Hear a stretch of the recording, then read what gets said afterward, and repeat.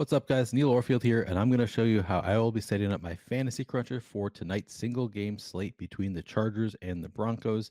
This is for FanDuel, and this is for the largest field FanDuel GPP. So there are some things that I'm going to do in this video that I would not necessarily do, if I'm playing cash games, if I'm playing small field GPPs.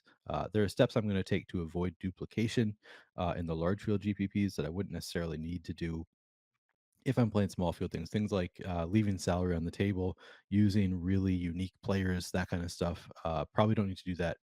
Certainly in cash games, and probably not in small field GPPs either. So keep in mind while I'm doing this, setting this up, some of these steps are going to be only useful for large field GPPs.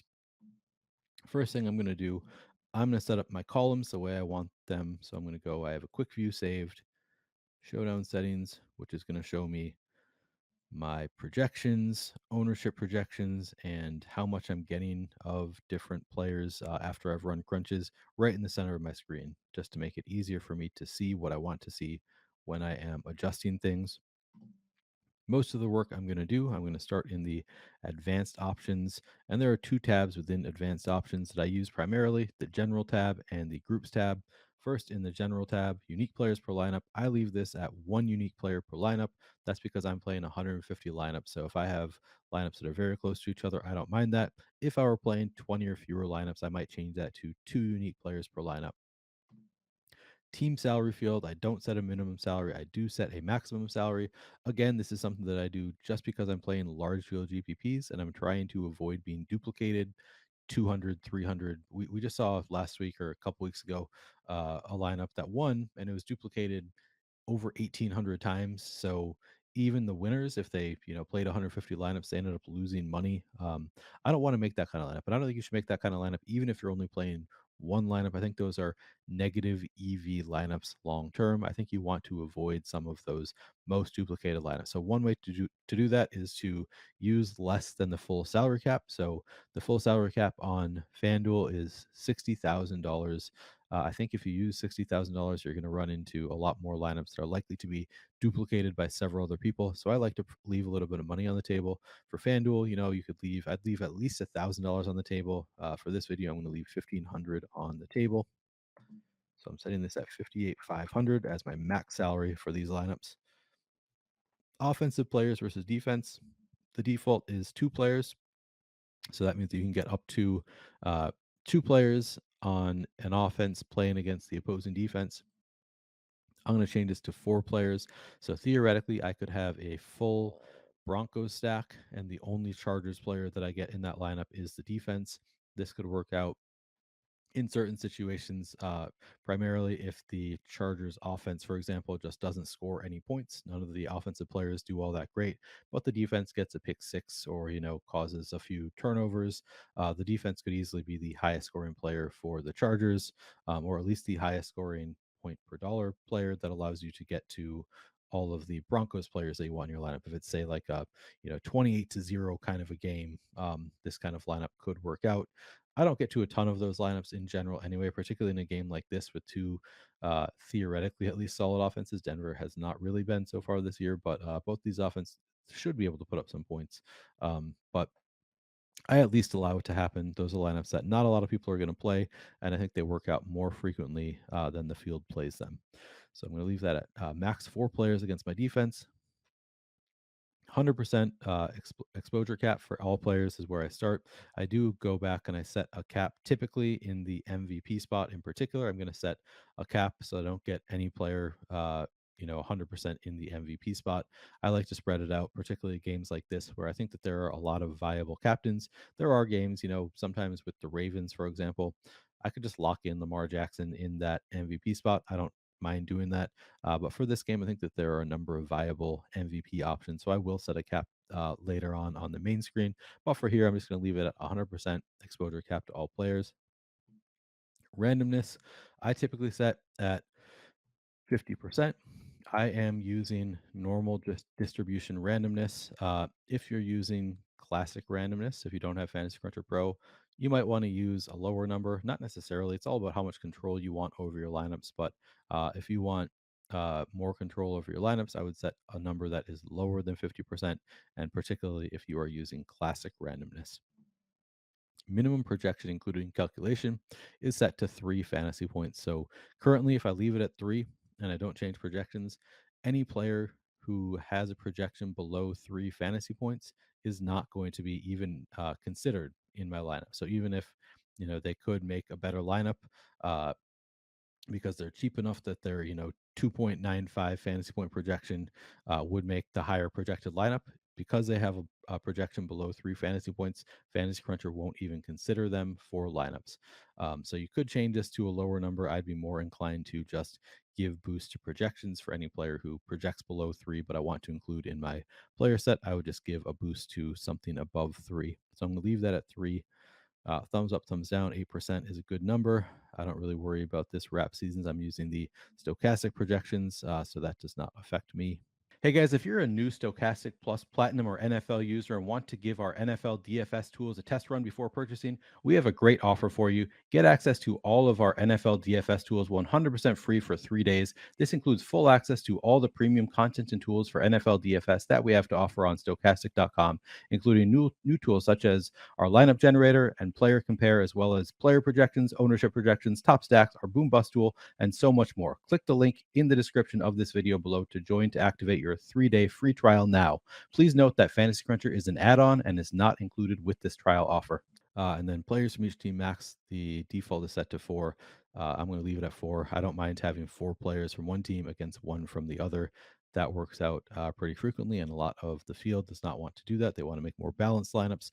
So I'm going to leave that at 4. And that's everything for the general tab. And then I'll go to the groups tab and make a couple groups related to the quarterbacks typically. So the first group I'm going to make is going to be, I'm going to make a Justin Herbert MVP group.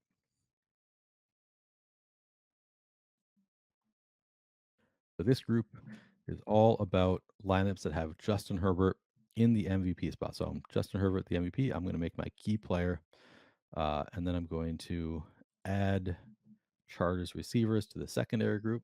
So rather than, I'm not going to make them key players, I'm going to add them to the secondary group. So I'm adding Williams, Carter, Palmer, Bandy,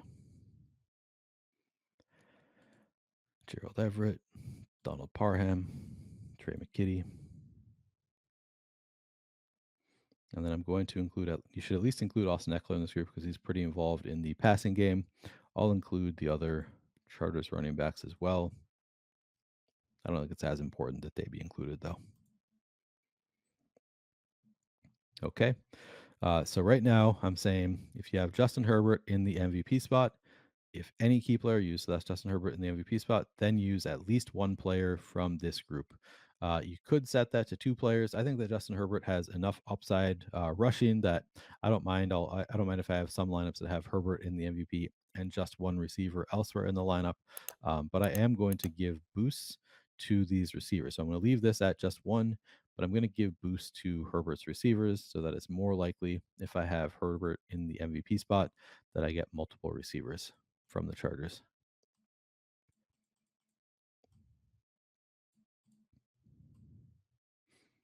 So giving a little boost to all of the relevant receivers. And this is not an exact science. I'm just trying to make it more likely that I get multiple receivers if I have Herbert in the MVP spot. I give lower boosts to some of the players who already have high projections and high salaries. Those guys are going to make it in naturally a lot of the time anyway because of their high projection. And I don't want to have like every lineup with Herbert in the MVP spot. If I give Mike Williams 12% boost, he might make it into like just about every lineup that I have Herbert in the MVP spot. I don't necessarily want that. So I give him a little bit of a lower boost than some of these other receivers. But in general, I think this looks okay. So that'll be my first group. Next, I'll make a Wilson MVP group. And same thing, I'm going to go find Wilson in the MVP spot,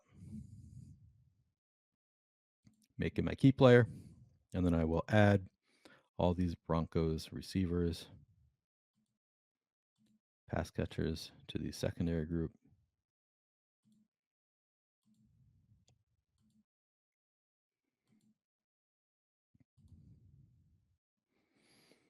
Don't think you necessarily need to include the running backs here. I think I might just leave out the running backs in the Wilson group because I wouldn't be very happy to have Wilson in the MVP spot with just a running back in the secondary group necessarily. It's debatable. I think that I'll just do the wide receivers for now. Okay, so I'm going to say Wilson in the MVP spot, at least one of these pass catching options, wide receivers and tight ends in the flex. And then I'm going to give them boosts to, again, make it more likely that when I have Russell Wilson in the MVP spot, I'm going to have multiple pass catchers. Because typically, if Wilson's in the MVP spot, it means obviously he's put up a lot of fantasy points. He does most of his work through the air. And if he passes it too much to just one receiver, then there's a good chance that that receiver outscores him. So generally, more likely than not, if Wilson's in the MVP spot, he's been spreading it around to multiple receivers, and multiple are going to be optimal in the flex. All right, I think that looks good. Now, I'm not going to make groups for Wilson or Herbert in the flex for now. I'm going to see what my lineups look like. I don't mind on FanDuel in particular having some lineups where I have, say Justin Herbert in the flex spot with no pass catchers elsewhere in the lineup.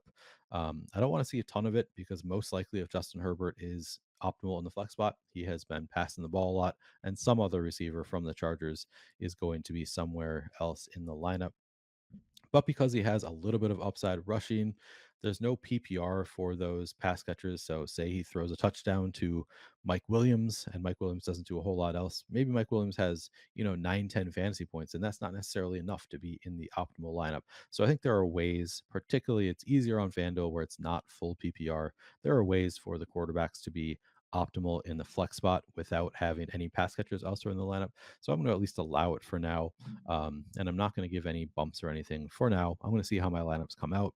If I think that I need to make that adjustment later, I'll make a group that either says require pass catcher or give boost to pass catchers with their quarterback in the flex. But for now, I'm just going to do this and see how my lineups come out.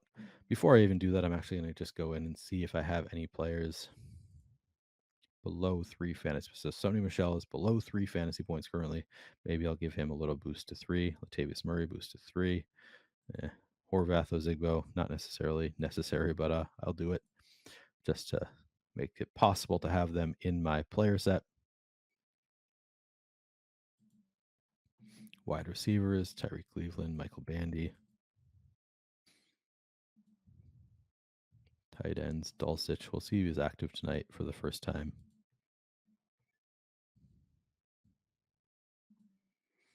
All right, I'm just going to crunch now and see what comes out. I'll use my projections.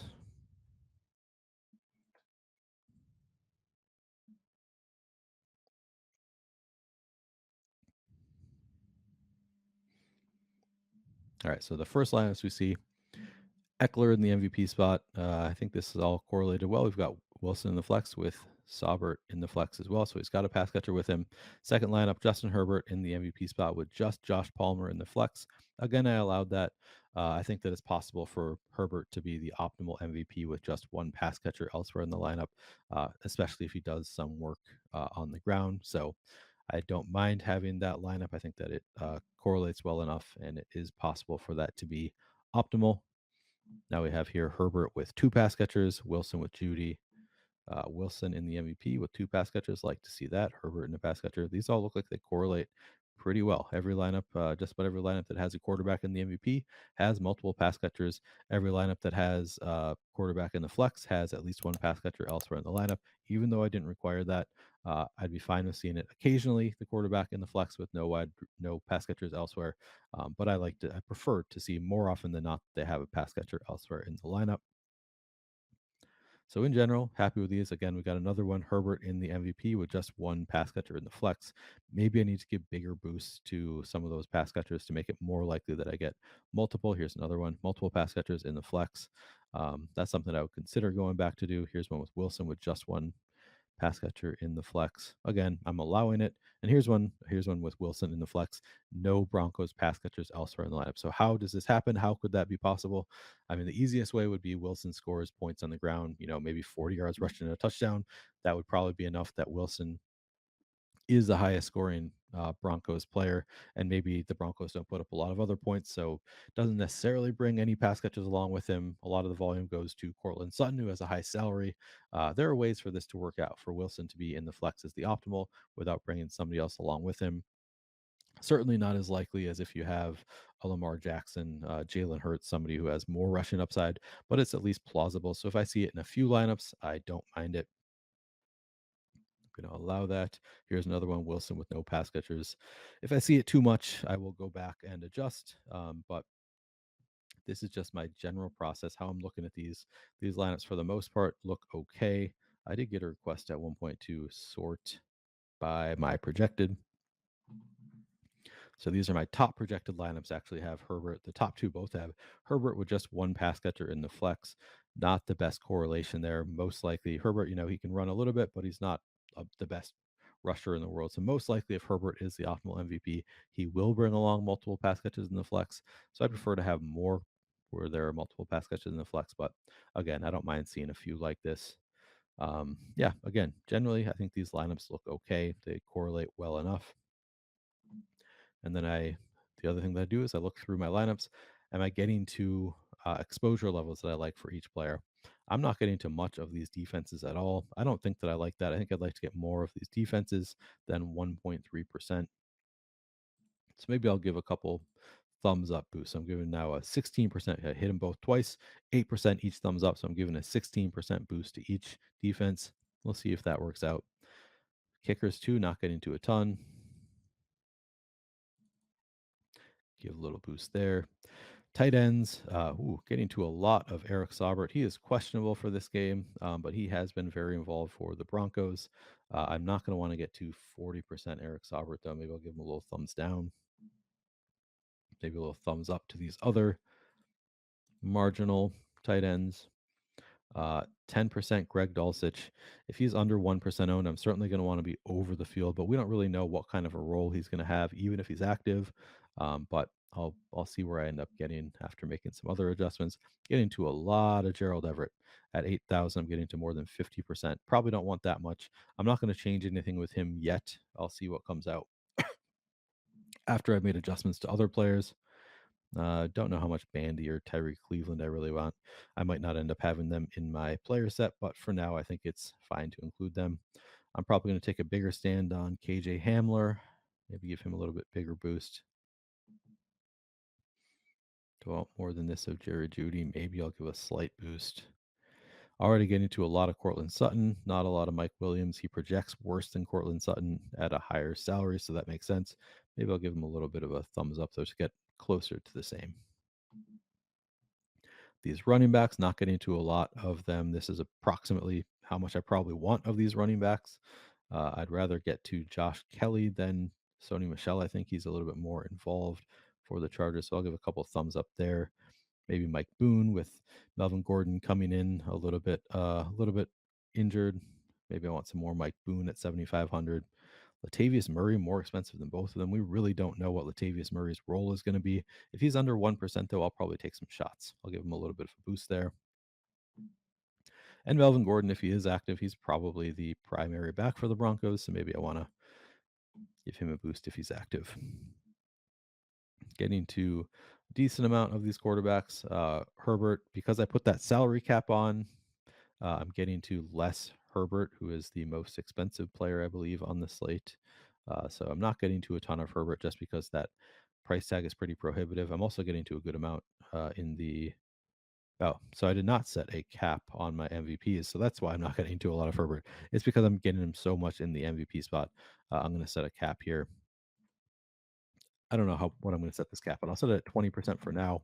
Maybe I'll change it. I think last night I used 30% because there were fewer players who I thought were viable MVPs on FanDuel. Then I'll crunch again.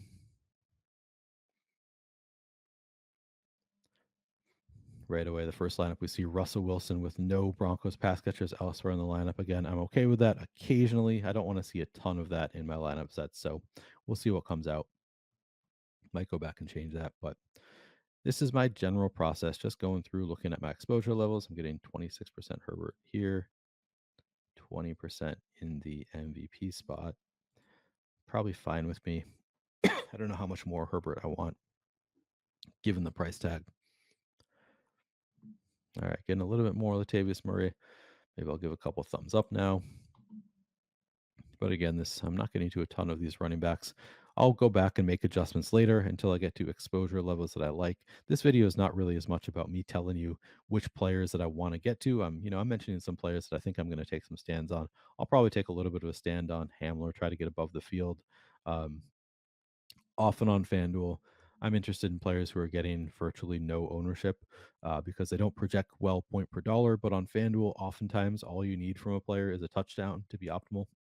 So I do end up taking more stands on some of these players. Greg Dulcich, another guy.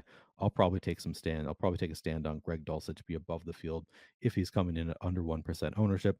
We'll see where that shakes out once if he is confirmed in, maybe he'll get more ownership. But all these guys, Alberto, 3% ownership, maybe I'll take a stand, get above there. This is just my general thought process on FanDuel. I think you can easily get unique by just taking a few players, taking stabs on players who are not getting any ownership. But overall, still not getting to any of these defenses. Maybe I need to make slight adjustments. So I'll give thumbs up, whatever, crunch again.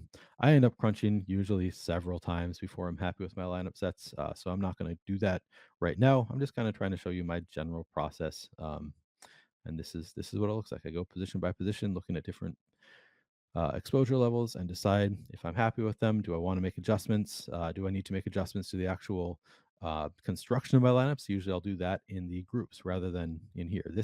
I adjust on the main screen to see exposure levels that I like of different players, and then I adjust the construction within the groups. And I tell it, do I want to require a pass catcher if I have Russell Wilson in the flex, for example. Those are things that you can set with groups. Otherwise, actual player exposure levels you can change with thumbs up, thumbs down, or if you are a more advanced Fantasy Cruncher user, if you've been doing this a while, you can maybe make some adjustments to the actual projections. But again, the base projections that Stokastic provides are very good.